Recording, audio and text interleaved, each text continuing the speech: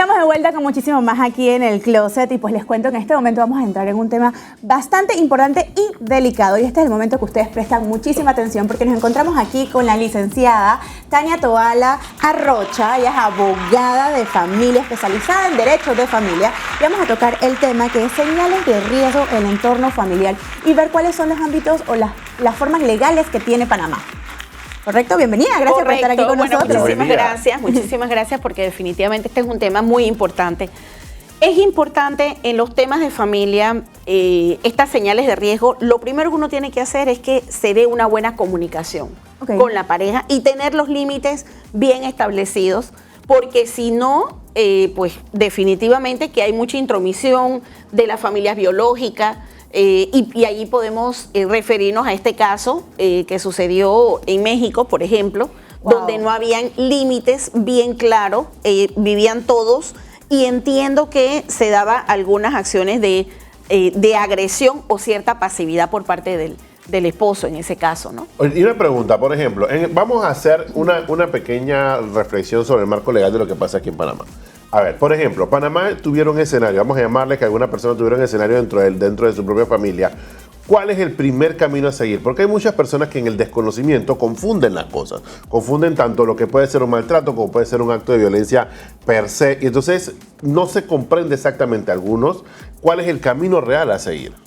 Bueno, primero nosotros tendríamos que establecer cuál es la finalidad, para qué me casé, ¿verdad? ¿Cuál es cómo yo quiero que ser tratada en un matrimonio? Por ejemplo, si ya estos temas de hostigamiento, de que de repente la persona se vuelve muy controladora, llámese hombre o mujer, porque es importante establecer que se pueden dar en estas vías, ya sí requiere un análisis, realmente tener la ayuda de un especialista y determinar si está uno como parte de este ciclo de violencia.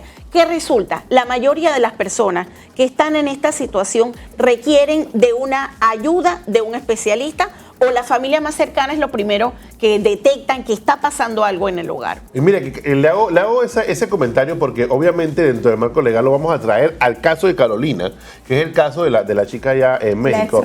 La ex reina, tal cual. Entonces, el caso de la ex reina obviamente llamó mucho la atención porque hay un patrón que honestamente nos llama mucho la atención y es el hecho de que esta persona comete un acto y manifiesta el, vamos a llamarle, poder psicológico hacia la familia por completo. Entonces, no sé si se puede considerar eso un acto de feminismo o un acto de maltrato y qué diferencia puede haber. Femicidio, perdón. Sí. O un acto de maltrato. ¿Y cuál sería entonces el indicador para diferenciar una cosa de la otra? Bueno, es súper importante y llama mucho la atención este caso que sucedió porque usualmente estos casos de femicidio o feminicidio, que es lo mismo, ocurre de hombres para mujeres, pero este caso muy puntual se dio de la suegra con la esposa, con la nuera del hijo.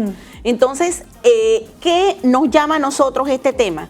La diferencia de feminicidio con violencia doméstica es que el feminicidio va destinado a causar la muerte a una persona, sobre todo mujer. Eso es lo que establece la norma específicamente.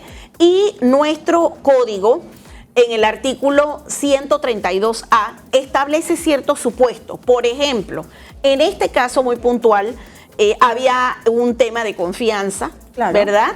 Esta situación se da en un seno familiar que, pues, en muchas entrevistas se ha dicho que este lugar que tenía que ser seguro para la familia fue donde encontró la muerte.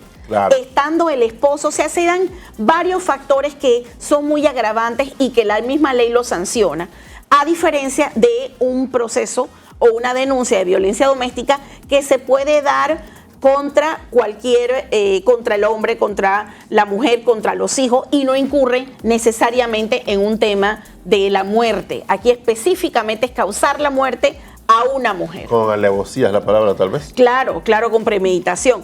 También queríamos aprovechar la oportunidad para traer a colación la aprobación recientemente del 15 de abril de este año, donde a través del artículo ¿verdad? 138A. 138A, ¿verdad? Que fue una propuesta que se estableció precisamente para que el marco de esta persecución de denuncias ante hostigamiento y todo lo demás no quedara exclusivamente para la figura de la mujer, sino que pueda aplicarse en el caso de los hombres. Claro. Hay muchos hombres que son hostigados,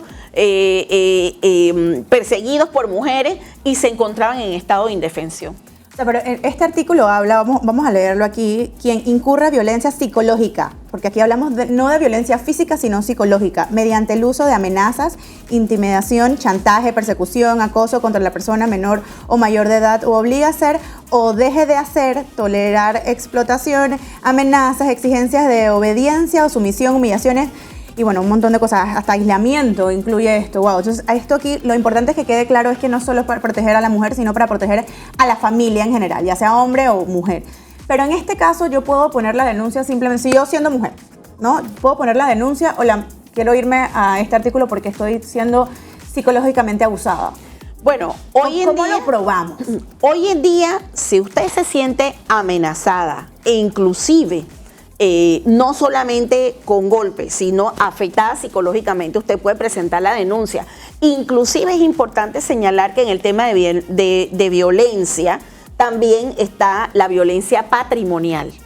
Ese es el control económico. Sí, el control económico es fuertísimo. Claro, el control económico que puede una persona ejercer sobre el otro, inclusive el hecho de sustraer las cosas que te ayudan a ti a trabajar. Por ejemplo, si usted, no sé, requiere lo de la computadora o si tiene todo un equipo para poder trabajar desde casa y lo que hace el esposo o la esposa es sustraérselo y decir, bueno, ya no vas a trabajar más, eso tú estás haciendo una lesión patrimonial porque eso es lo que me ayuda a mí a poder sustentarme. Entonces es importante tener esa visión completa con respecto a los tipos de violencia que se establecen. Mira, y en el caso de lo que es patrimonial, que esto me llama mucho la atención, porque de repente hay personas que les da miedo, les da temor presentar algún tipo de denuncia o algo porque sienten que dependen al 100% de las cosas. La ley, o vamos a llamarle las autoridades, ¿existe algún camino de repente de hacerlo por anonimato o por lo menos un escrito o algo? Porque hay personas de verdad que les da mucho miedo y no quieren presentar las denuncias, o no tienen los indicadores tal vez. Puede ser también eso. Bueno, mire que en ese caso, claro que se puede presentar una denuncia anónima, inclusive hay profesionales que tienen la obligación de presentar denuncia. Nosotros en la experiencia hemos tenido casos de inclusive profesores que han sospechado que algún alumno es víctima de violencia en sus salones de clase y tienen la obligación de interponer la denuncia. Los médicos tienen la obligación de interponer la denuncia ante alguna sospecha que de repente va una persona, un hombre, una mujer golpeados, donde evidentemente es víctima de agresión y la persona, como bien lo señala, claro, no quiere presentar la denuncia. Ellos tienen la obligación, en miras de su profesión, de presentar la denuncia ante la autoridad competente. Yo tengo una consulta, y bueno, porque me acaba de venir a la mente.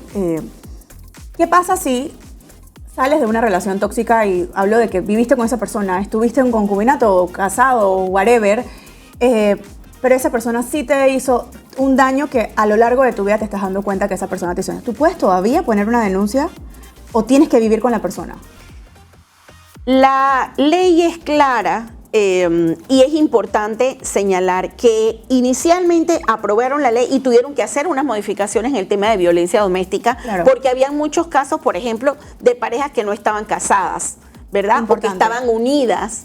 Hay personas, digamos, noviazgos de muchísimo tiempo, digamos, de jóvenes también, y se requería ampliar ese norte. Inclusive, en los casos donde la persona no esté viviendo junta, pero que tienen hijos de por medio, y dice, bueno, si las cosas no son como yo quiero, no vas a ver al niño, o el niño se queda conmigo, o sea, que utilizan al niño para esto, pueden poner la denuncia perfectamente. Entonces, eso es digamos, un paraguas que se abre para que el tema de la familia esté debidamente protegido. Mire, vamos a hacer el ejercicio nuevamente en el caso de la ex reina.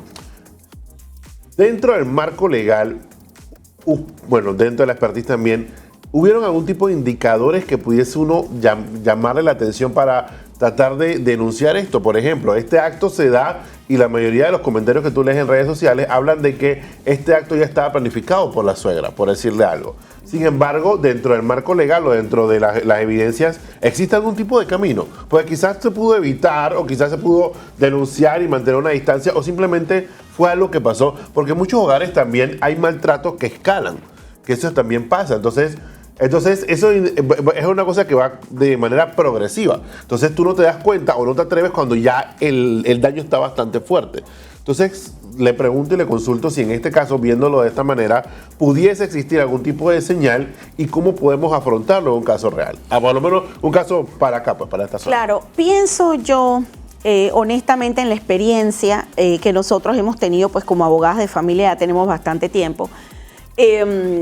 Lo que nosotros hemos podido percibir es que la mayoría de los casos donde las personas, llámese mujeres, no porque los hombres no sean víctimas, sino porque es el gran la gran escala, claro, que hay de mujeres, lo primero que hace el agresor es separar a la persona que está siendo víctima de su familia. Eso, miren, ese es un tema que llama mucho la atención. Es una evidencia clara. Es una evidencia clara cuando ya la persona dice, no, pero mejor no vayas donde tus amigas, mejor quédate aquí en la casa, o mi mamá viene. O sea, cuando ya hay un tema de control excesivo, es que evidentemente ya es una alerta porque te va, como quien dice, cerrando esa posibilidad de que un tercero diga esto no es normal o esto no debe ser así.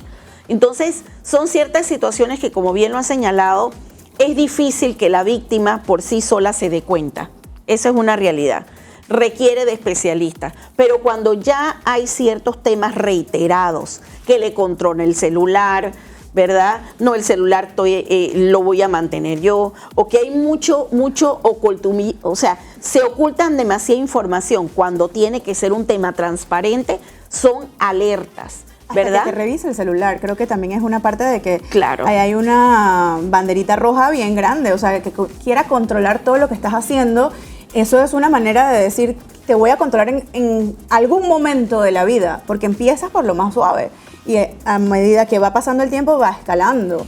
Sí, definitivamente, por lo menos en este caso muy particular, haciendo referencia a la situación, tendríamos que ver en el hecho que se dio en México, todo este tema, como quien dice, penal de la señora, la reacción del esposo ante esta situación, pero claro, hay una persona importantísima que es el bebé. El bebé. ¿Qué va a pasar con el bebé? Sí. E inclusive yo escuché en redes que de repente decían, es que el señor justificó que no había puesto en conocimiento el tema del fallecimiento porque la señora tenía que darle pecho y todavía estaba con esa necesidad. Entonces, todos estos son alertas donde te dice algo está pasando y qué va a pasar con ese niño.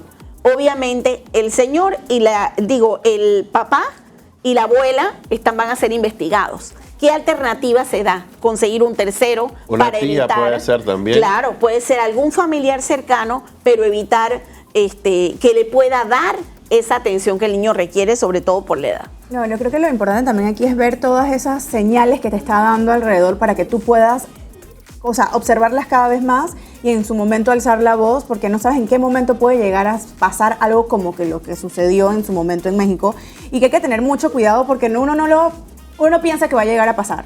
Entonces yo creo que viendo el video y analizándolo, porque yo me lo puse a ver en estos días que salió completito, ella está echando los cuentos con la suegra como si nada, pero frío, porque se sentía una conversación fría, o sea, no quiero decir que no había como que esa amistad, era como que muy puntual lo que se hablaban y de repente, y también ver cómo el papá llega y qué hiciste, y obviamente la reacción que tiene la suegra, la mamá del hombre en cuestión, es también más fría aún, y después sale el caso de que, bueno, usted acaba de comentar de que él no decidió hablar sobre pues lo que había sucedido porque necesitaba pues la leche materna para el niño. Entonces hay que saber todo esto, o sea, analizar bien, también saber con quién te estás casando, porque no es solo con la persona que te cases, sino que la familia. Sí, totalmente. También es la familia. Entonces yo creo que importantísimo, pues, o sea, y conocer todas las leyes que te ampara Panamá. Y una de esas, pues ya sabes que no solamente es el daño físico, sino psicológico, que es importantísimo que lo acaban de firmar. Yo tengo una pregunta, o sea, es que le quiero hacer todas las preguntas en un solo instante, pero tampoco puedo hacerlas todas. Pero en el caso que vamos a suponer, el agresor tenga, por decirlo así, un trastorno clínico. Por ejemplo, esta persona me agredió por X o Y trastorno, no vamos a mencionar, puede ser una esquizofrenia, puede ser cualquier cosa, y hace un ataque a una persona. Dentro del entorno, llamémosle que el entorno ya venía con el maltrato como evidencia, ya se recogieron los indicadores y esta persona hace este acto y se escuda la ley o se escuda el acto como que esta persona tenía algo clínico. ¿Qué se hace? O se libera o se mantiene la inocencia. Es difícil, Beto. Es difícil, pero es importante analizarlo. Yo le dije que era fuerte, yo se lo dije. Bueno, mira, en este caso muy puntual, no siendo penalista, pero con las normas establecidas, primero habría que ver hasta qué punto él era consciente del hecho que se realizaba. Y ahí estamos hablando de la posibilidad de que esta persona sea imputable por la enfermedad que sea, por ejemplo. Entonces, eso ya le corresponde a los especialistas determinar la conciencia que tenía esta persona al momento de realizar el acto, porque puede ser, y es importante señalar, de que la mayoría de los casos donde son temas de violencia doméstica y muchos casos, por ejemplo, de femicidio o feminicidio, empezaron por una violencia no atendida en tiempo oportuno, ¿verdad?